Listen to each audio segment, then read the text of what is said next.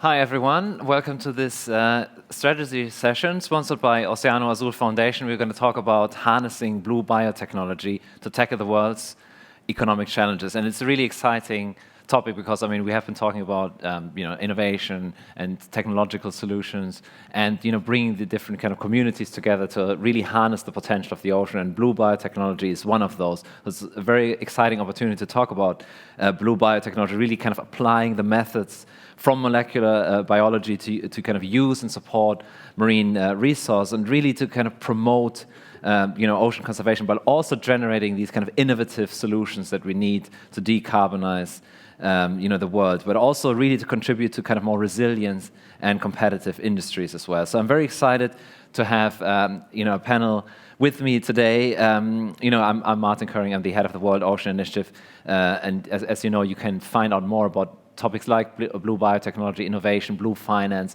and so on impact.economist.com/ocean. So have a look there.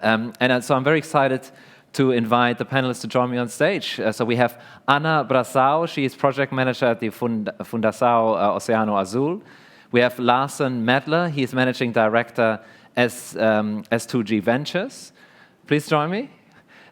Bruno Ferreira, he's board member at A4F Algae for Future and also venture partner at Faber Ocean Climate Tech.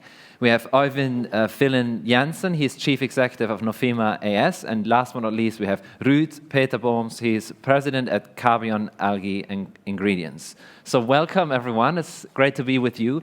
So as we were saying, the blue biotechnology is a huge opportunity to really help solve some of the most critical challenges we see in the ocean economy.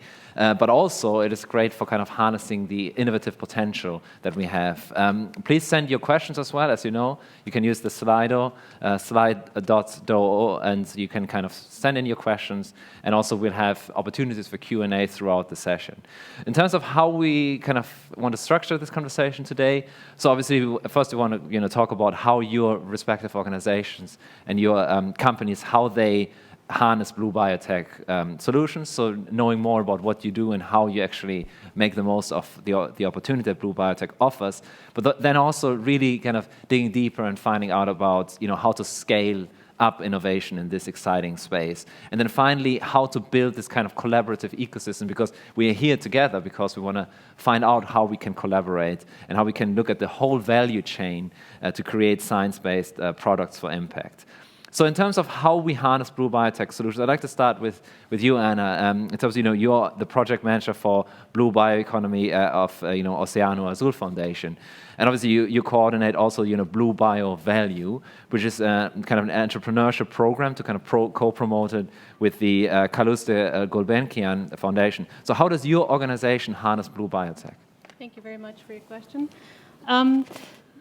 Let me start by understanding here the macro scope of the problem. We understand that over the last half decade, the population has doubled, but the extraction of resources has tripled. Mm-hmm.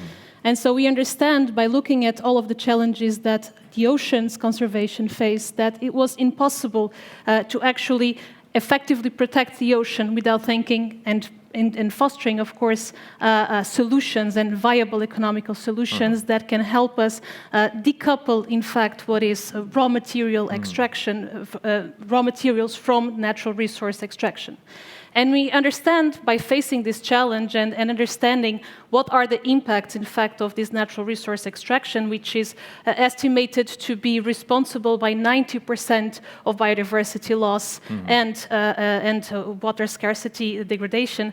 We understand that biotechnology was part of this answer in the context, the macro context of the bioeconomy, because biotechnology, in one hand, it depends on renewable raw materials, so the biomass, and also in the other hand, it allows us to actually transform and help us decouple from the raw materials. And so understanding also that the blue biotechnology, so the specific use of biotechnology processes and the science inherently applied to marine organisms, it was possible to develop a myriad of new solutions, and solutions that not only tackle some of the ocean economies, such as aquaculture, but also economies that are very distant from the ocean. And this is the case, of course, of the new biomedical biomaterials, such as new biofertilizers, new monitoring technologies, etc. And of course, we focused on understanding how best to support these new innovative solutions, and that's where we decided, by looking at the ecosystem, that fostering this capacity building in this very early stage development stage. And so supporting both R&D projects and startups with innovative solutions and bringing them to a bigger network in which they, of course, are able to have easier access and be more capacitated to approach investors, but also, on the other hand, to actually understand how to increase their investments and test their business solutions. So we've been working towards fostering collaboration, capacity building, and at last, of course, also raise awareness of the potential of this sector, because we do believe that through blue biotechnology, it is possible, because blue biotechnology thrives upon healthy marine ecosystems, it is possible to contribute in a positive way to the valorization of the natural capital, the blue natural capital. Amazing. And you connected also very well with the topics that we've discussing earlier as well in the conference, which is, of course, about valuing natural capital. But also you mentioned the need for capacity building, and what you do with kind of helping those startups is really connecting that innovative potential with the with the finance and with the capacity and the technical knowledge. So that's really amazing what you're doing in that emerging space. And Larsen, you are obviously you lead a multi-stage investment firm that focuses on food, agriculture, ocean, and of course seafood markets as well. So how does your organization harness this great potential of blue biotech? Sure. Yeah. So we're a venture capital firm, but we're also part of a much larger family office. We use blended finance vehicles, everything from philanthropy to grant making to venture to later stage growth equity. We're funding basic research, we're funding applied research, industrial scale-up, and commercial applications.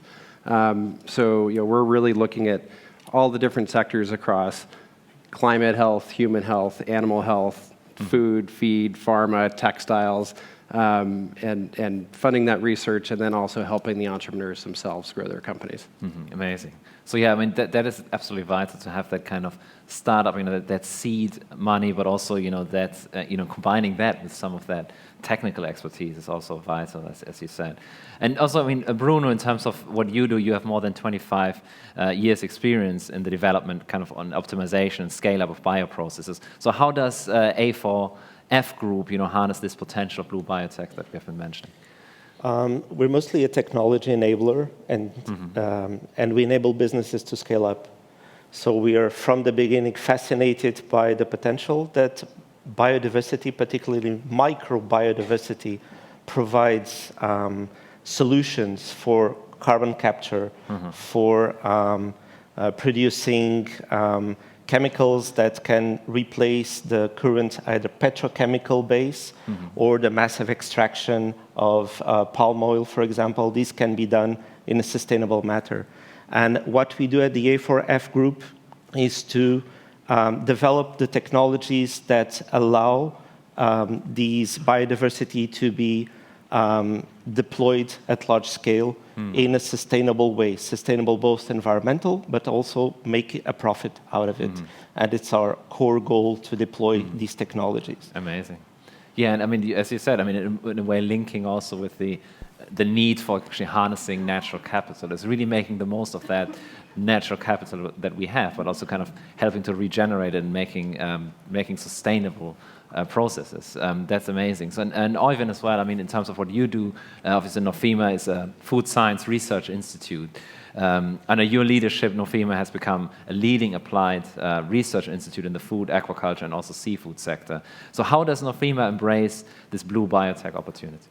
Well, the blue biotechnology goes actually years back, but when I took over at Nofima, we were standing at a crossroad. Should we move down the bioprospecting lane, or should we move down the lane where we are facing a lot of circular material and bycatch or rest raw material from the fisheries industry, and look at that as a source for biotechnology rather than to do further extraction from the ocean and maintain the sustainability in a way that we utilize what we have and what we have already harvested in a way. So we built internal unit, built a pilot factory where we are able to process rest raw materials or abundant biological material and put that into action, because you have to have two ways of thinking in your head at the same time. Both you have to have a scientific basis on what you do, but then you have to have a downstream thinking that is not used to publish papers or that is landing in a library. So you have to transform your knowledge. So science is money to knowledge, and the part of what we're doing is knowledge to money. And this is a way of thinking that you have harnessed also in the marine biotechnology area. Amazing. Yeah, it's this applied knowledge that it's bringing the science and making it happen in the commercial setting as well. And you mentioned something very important, which is obviously, as we discuss what the ocean economy does, this circular approach, using those, what was traditionally called waste materials or waste products, actually to harness them. And that's an amazing approach. You can't call it waste. Exactly. It's a resource that's been harvested, and it deserves to be treated like a resource. Exactly. That's it, and that's why the narrative needs to change around that.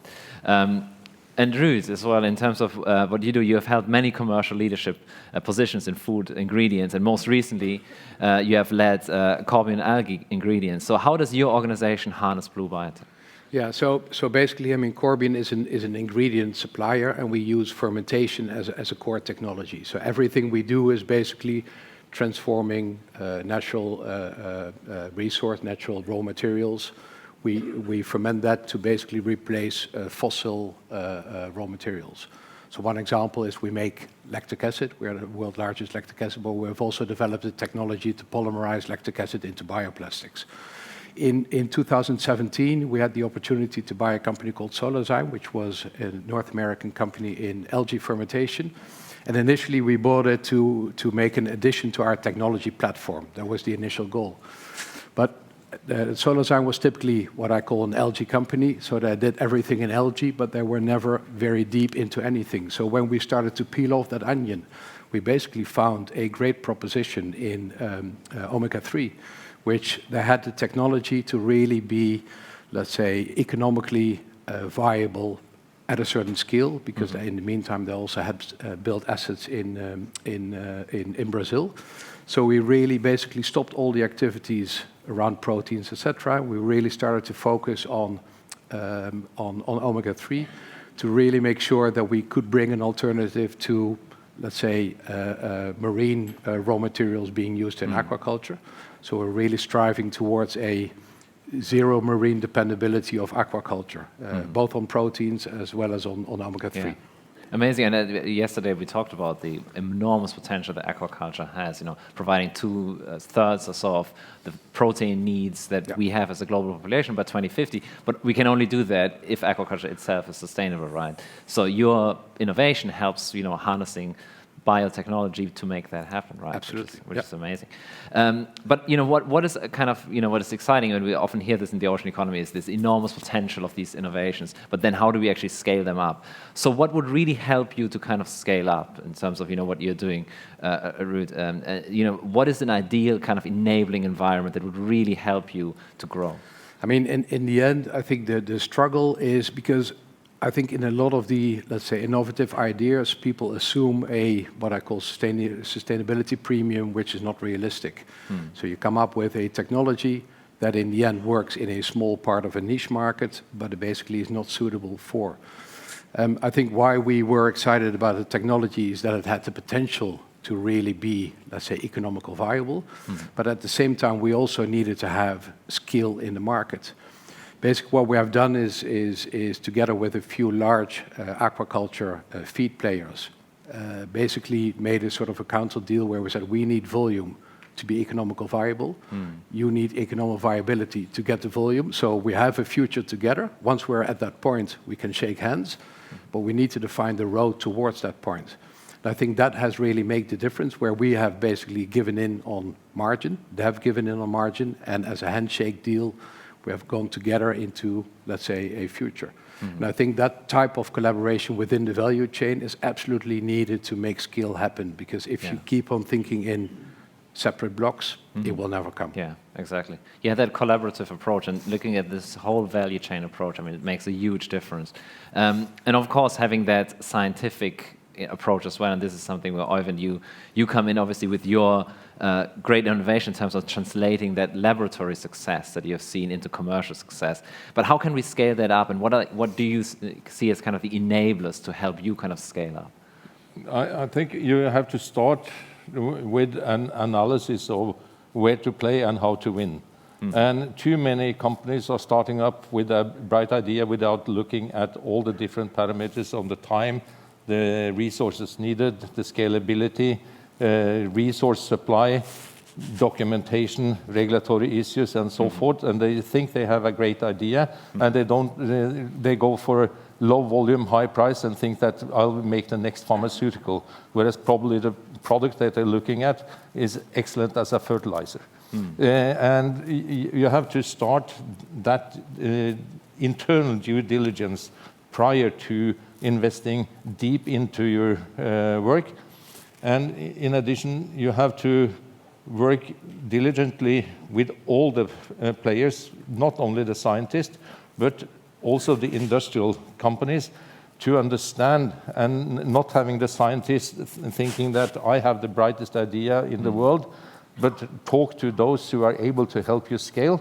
And from our point of view, building this pilot plant, it's expensive, it's underutilized, and there you need, if you want to move this forward, you need private-public partnerships. You need some de-risking in the early stages of development to be able to move it to the valley of death. Yeah, you make a great point there in terms of de-risking. Yesterday in our Blue Finance conversation, we talked a lot about the need for de-risking, and private-public partnerships is one way of doing that. So that's a great example. And Bruno, as well, in terms of how you see the opportunities for scaling up. I mean, you have created an impressive variety of products and processes that we talk about that harness this marine biotech opportunity.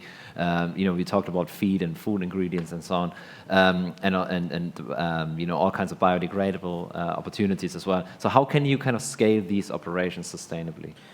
So that's at the very core of the activity of the F4F group. We have one of the only privately owned open access pilot plants, both in fermentation, but also for algae production.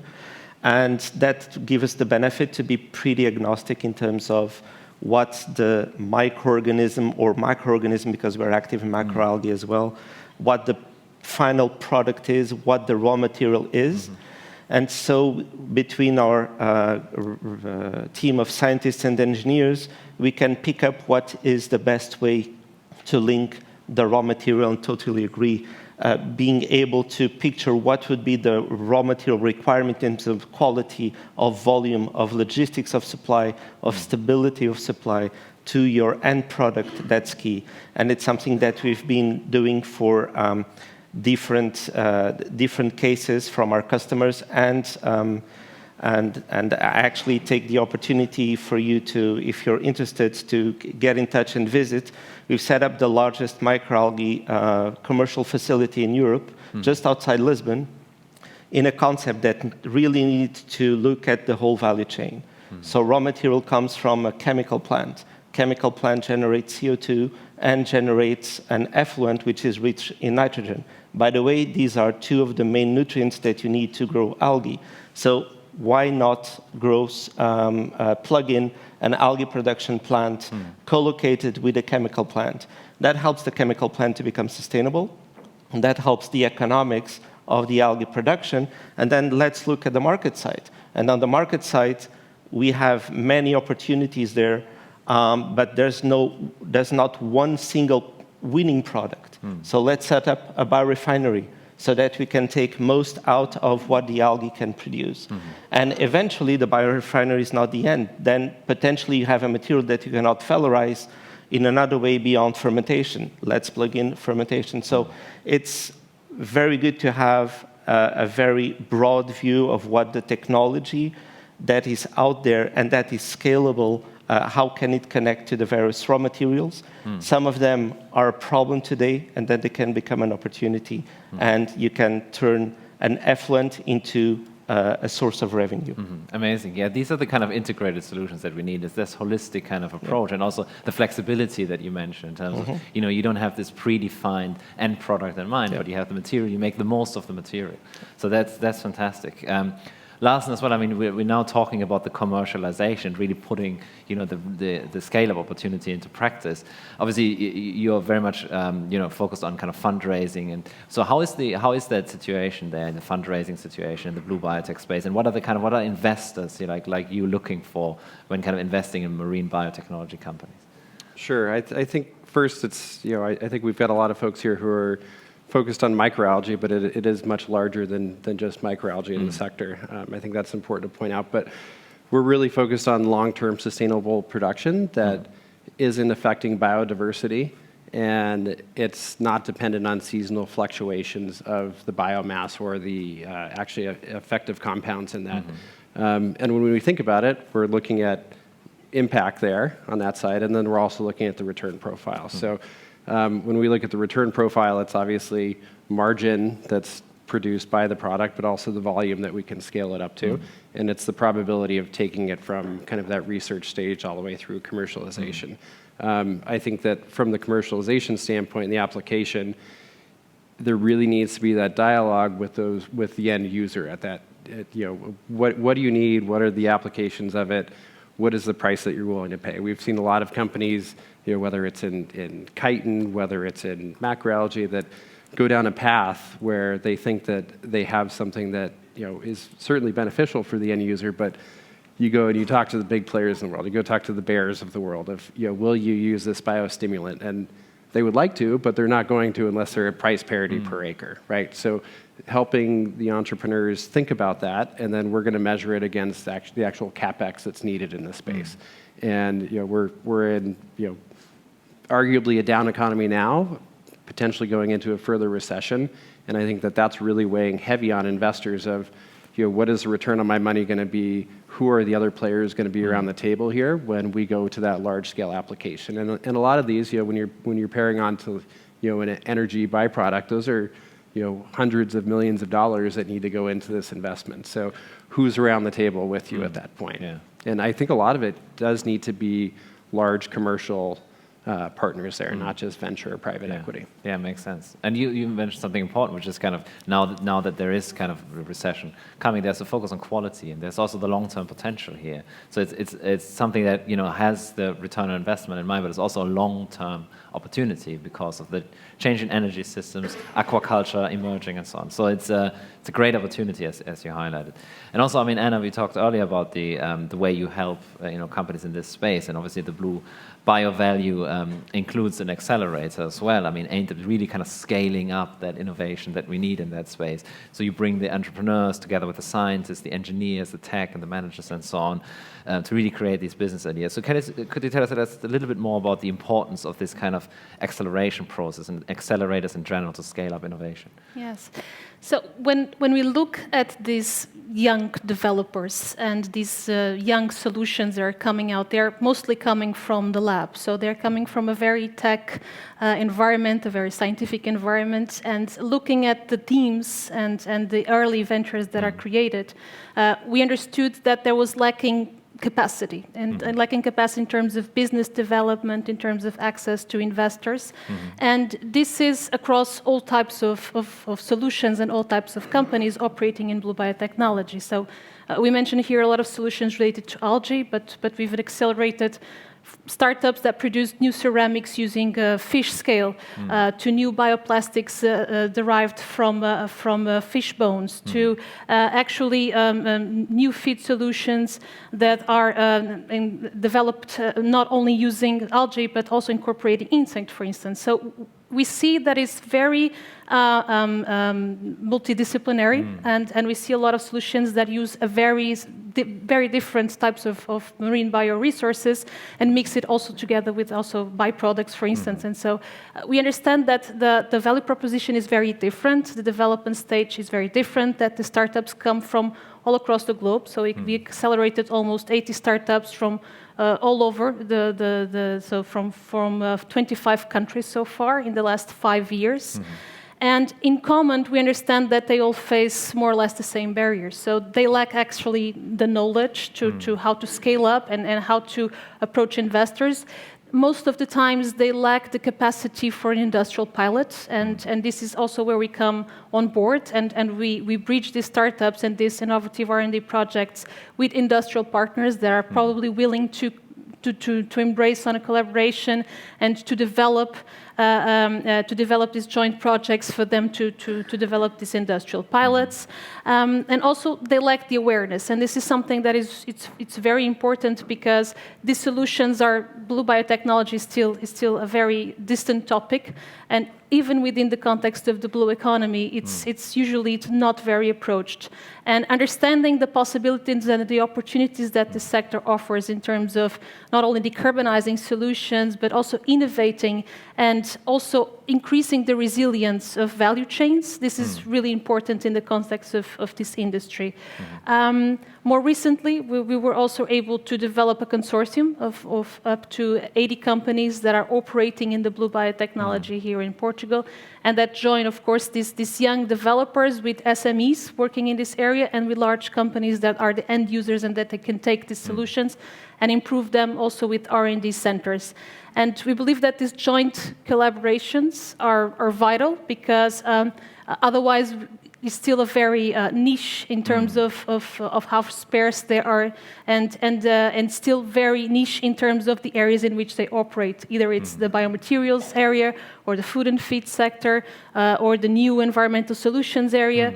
And so bringing this collaborative force, it's really important. Oh yeah, that's very powerful. When these kind of different innovators come together with the financiers and the established business leader and the end users as well. And you mentioned something that's really exciting, which is that it's very much a global opportunity, right?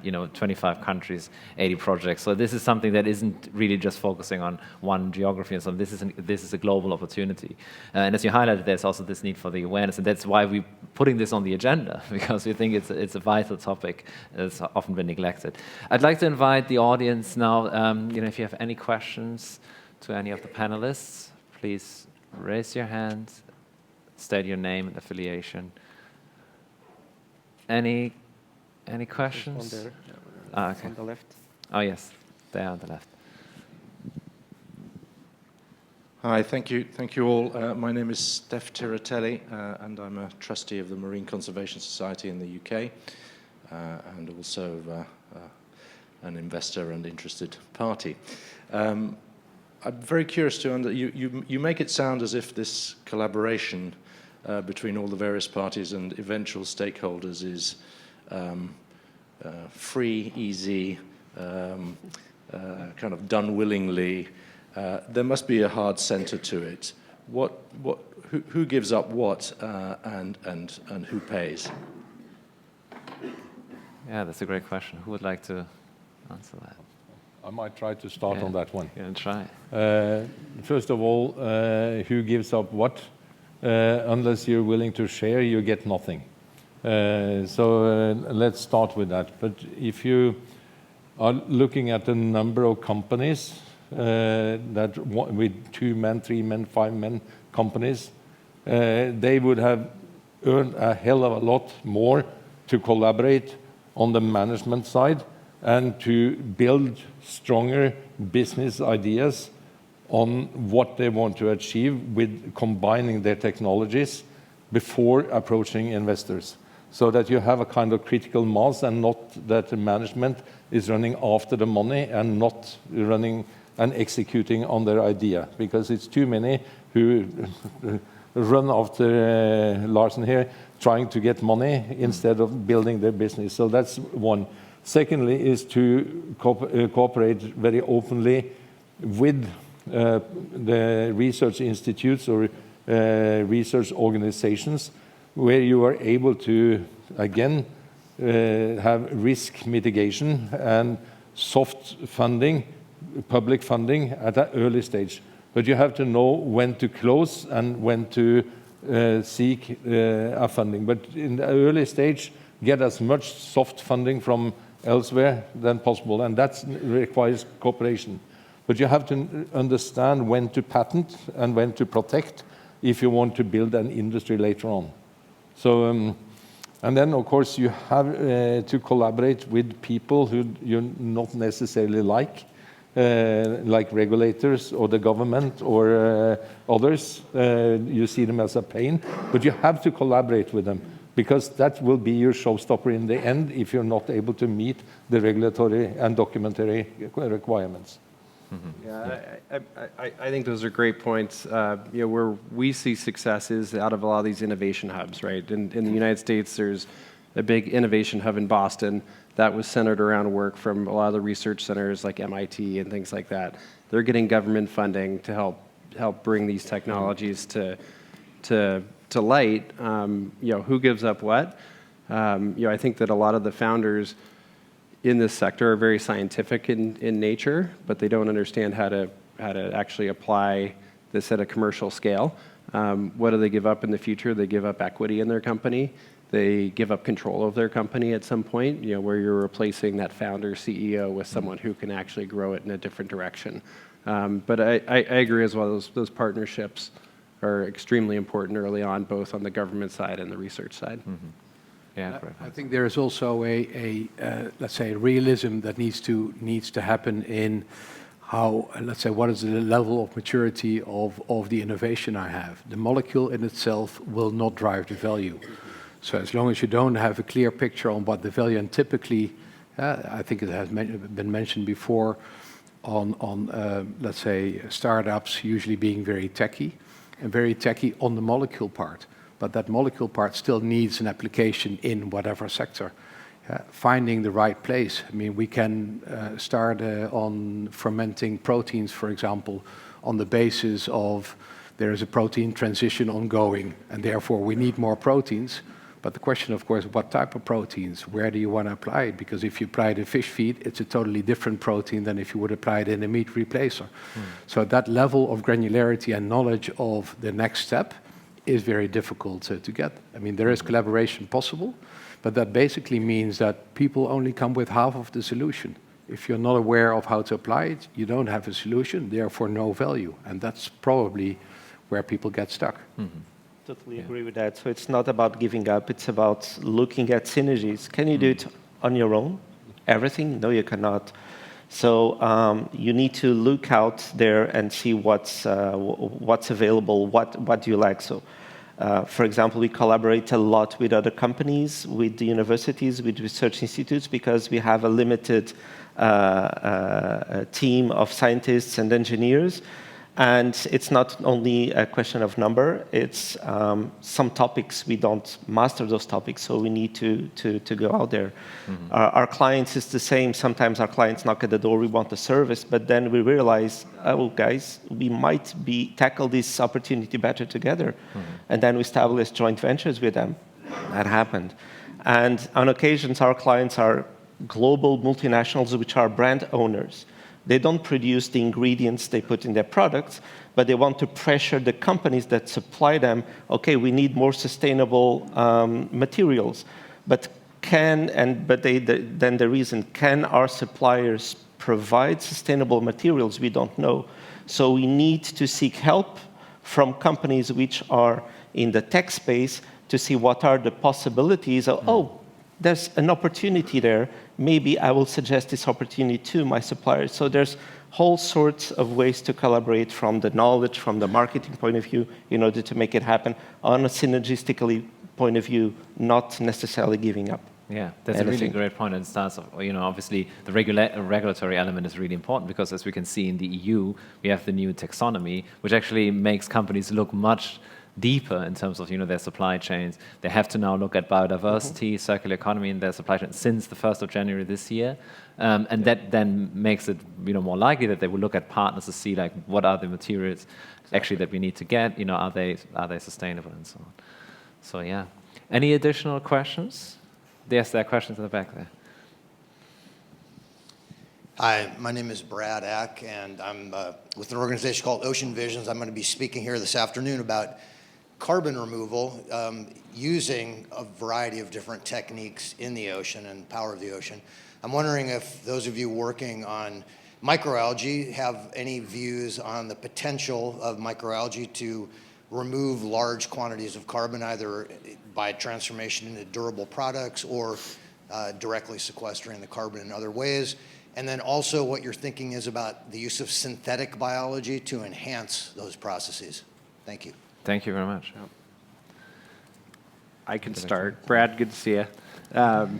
Yeah, we are very excited about utilizing microalgae as an effective carbon sequestration method.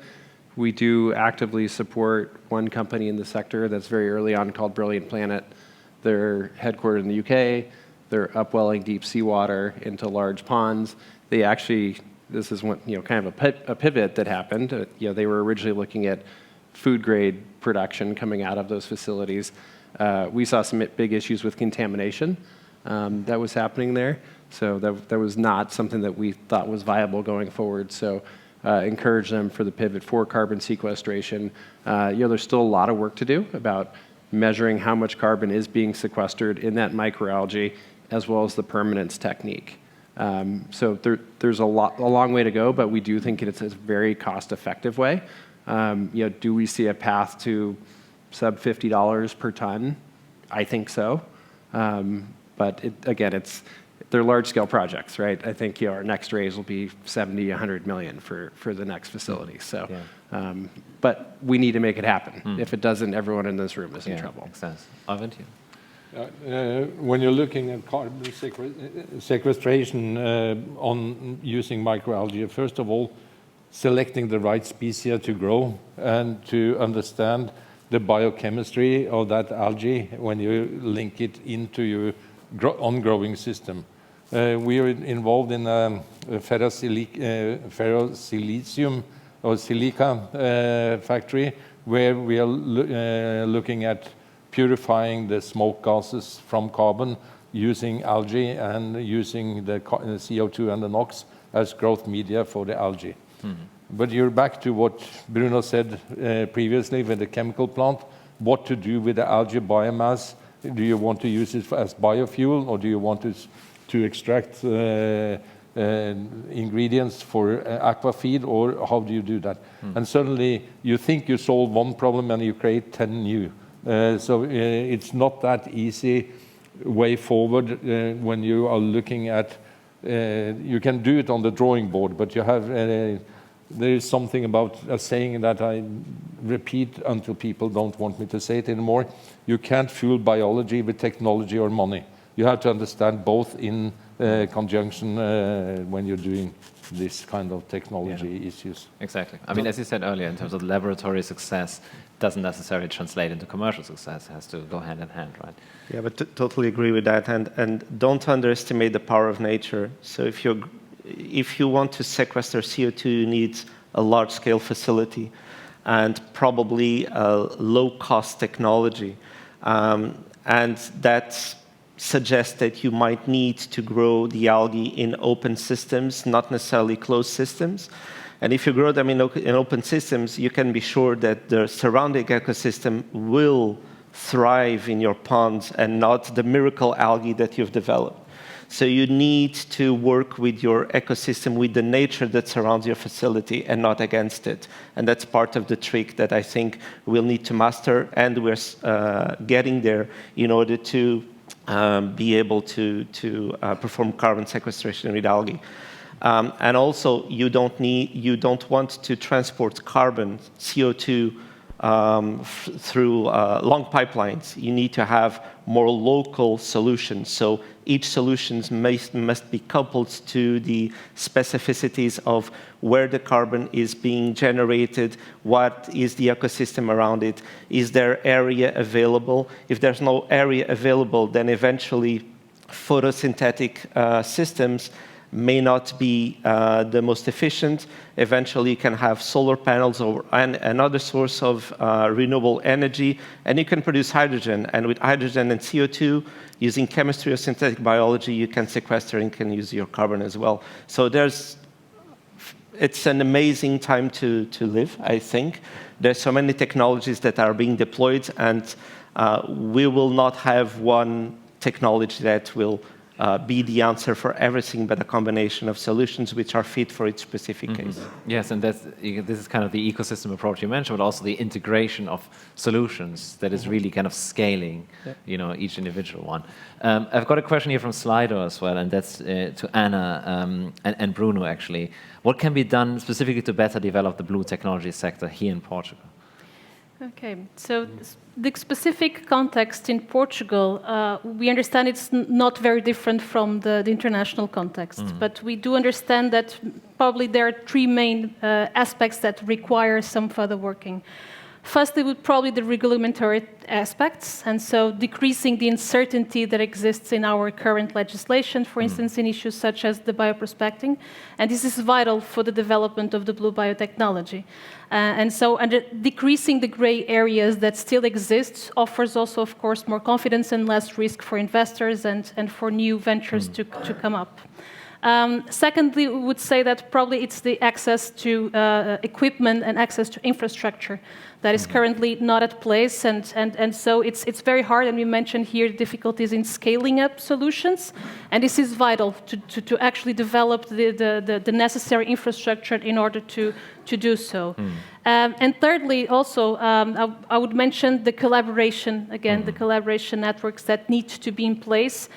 Because we had a question before on how easy it can look to bring the collaboration. It's not easy to bring on the collaborations, but they have been possible. And it's about bringing them together with a common goal and with a positive impact deriving from the collaboration. And so it is possible to do so, but it is required to do it in a more systemic way in order to bring together the three main players that are required to scale up any new solution in this area. So the R&D development, the innovative solutions, and those industries that already have capacity and they are exporting and that necessarily need innovation and decarbonizing innovation into their supply chains. Yeah, great points. And in a way that summarizes many of the points we discussed, because unfortunately we're running out of time.